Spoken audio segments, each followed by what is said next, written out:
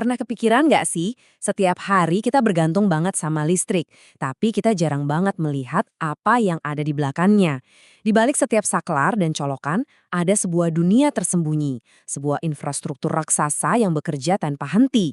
Nah, hari ini kita bakal ngintip salah satu bagian paling vital dari jaringan itu. Cuma butuh satu kedipan lampu di rumah untuk bikin kita deg-degan. Ya kan? Listrik mati sedetik aja, rasanya udah cukup buat mengacaukan semuanya. Pekerjaan berhenti, internet putus, dan kita langsung sadar betapa rapuhnya dunia modern kita ini. Pertanyaannya jadi, apa sih yang sebenarnya jadi benteng pertahanan kita? Teknologi apa yang kerja di belakang layar buat mastiin kedipan kecil tadi nggak berubah jadi pemadaman total berjam-jam? Jawabannya adalah sebuah fasilitas yang mungkin sering kita lewati tapi nggak pernah benar-benar kita perhatikan. Gardu induk listrik. Ini bukan cuma tumpukan tiang sama kabel loh. Ini adalah pusat kendali kritis, ibaratnya jantung dari seluruh jaringan listrik kita. Buat ngebayangin serumit apa isinya, kita bisa intip skripsi dari seorang mahasiswi teknik, Zulfina Mutiarahmah. Skripsinya ini pada dasarnya adalah cetak biru super detail buat ngerencanain dan ngebangun gardu induk 150 kilovolt yang gede banget untuk sebuah kawasan industri baru. Ini bukan main-main ya, ini rekayasa yang presisi dan rumit banget. Oke, jadi apa aja sih isi dari monster ini? Yuk kita bedah anatominya sedikit. Anggap aja ini adalah tubuh fisiknya yang dirancang khusus buat menangani dan mengarahkan daya listrik yang luar biasa besar. Pertama, ada yang namanya penangkal petir atau lightning arrestor. Ini dia garda terdepannya gardu induk. Fungsinya simpel tapi vital. Pas petir nyamber, alat ini langsung nangkep lonjakan energi raksasanya dan ngebuang itu ke tanah. Jadi peralatan lain yang mahal-mahal itu tetap aman. Berikutnya adalah pemutus sirkuit atau circuit breaker. Nah, kalau tadi ada garda depan, ini adalah ototnya sistem. Ini tuh saklar super cepat yang ketika mendeteksi ada masalah bisa langsung mutusin aliran listrik dalam hitungan milidetik. Tujuannya buat mengisolasi gangguan biar nggak menyebar kemana-mana.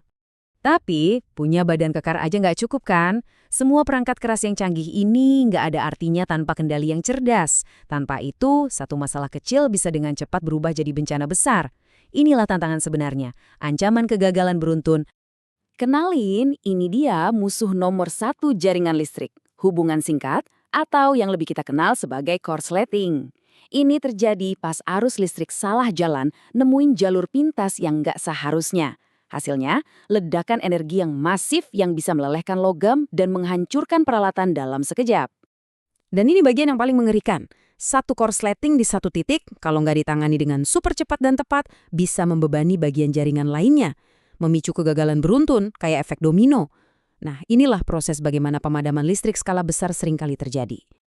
Jadi, gimana cara kita menghentikan efek domino ini sebelum terjadi? Jawabannya ada di sistem saraf digital milik gardu induk. Sebuah sistem cerdas yang memonitor, mendeteksi, dan bereaksi jauh lebih cepat dari kedipan mata kita.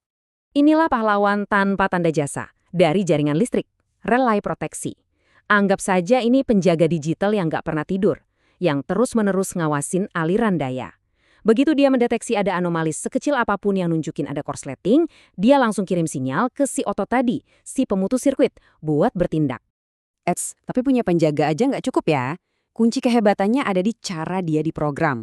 Hal ini dijelaskan dengan sangat baik dalam analisis mahasiswa teknik lainnya, Muhammad Sultan Nazir. Seperti kutipan di layar ini, masalah utamanya adalah setting relay yang tidak selektif dan lambat. Maksudnya apa? Kalau settingnya salah, reaksinya bisa telat. Atau lebih parah lagi, dia bisa salah nargetin bagian jaringan yang sehat. Bukannya menyelesaikan masalah, malah bikin masalah jadi makin besar. Nah, disinilah keajaiban rekayasa yang sesungguhnya berperan. Dengan menganalisis data dan melakukan perhitungan yang super rumit, para insinyur bisa menyempurnakan setting relay ini. Mereka membuatnya jadi lebih pintar, lebih cepat, dan jauh lebih efektif. Dan inilah hasil nyata dari analisis pengaturan ulang yang dilakukan Nazir. Sistem yang sudah dioptimalkan sekarang bisa mendeteksi gangguan dan memerintahkan pemutus sirkuit untuk beraksi hanya dalam 0,453 detik. Itu lebih cepat dari waktu yang Anda butuhkan untuk berkedip. Cepat sekali. Tabel perbandingan ini ngejelasin peningkatannya dengan gamblang banget. Lihat deh baris kecepatan dan selektivitas. Jadi intinya bukan cuma soal cepat-cepatan. Sistem yang baru ini jauh lebih selektif. Artinya, dia bisa mengidentifikasi dan mengisolasi hanya area yang bermasalah. Kakak seorang penembak jitu. Bagian jaringan lainnya tetap aman dan beroperasi normal. Jadi, semua perhitungan dan simulasi rumit yang kita lihat di karya-karya akademis ini bukan sekedar latihan teori buat di kelas loh. Inilah pekerjaan fundamental yang memastikan kita bisa nyalain lampu, ngecharge ponsel, dan menjalankan semua aktivitas kita dengan andal setiap hari. Jadi nanti pas Anda menyalakan saklar lampu, coba deh ingat sejenak. Ingat para insinyur dan sistem canggih yang bekerja tanpa lelah di balik layar. Mereka adalah penjaga perisai tak kasat mata ini yang memastikan bahwa bagi kita semua, lampu akan selalu menyala.